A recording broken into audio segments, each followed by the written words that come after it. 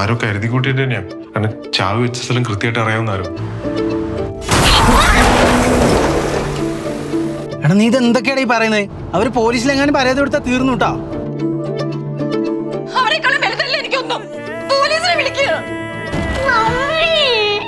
അന്നാ 3 വയസ്സാറിലുണ്ടായിരുന്നത് ധൈര്യമൊന്നും ഇപ്പൊ ഉമ്മക്കില്ല.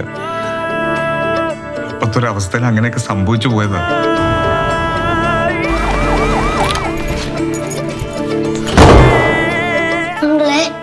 അങ്ങോട്ടാ പോന്നെ?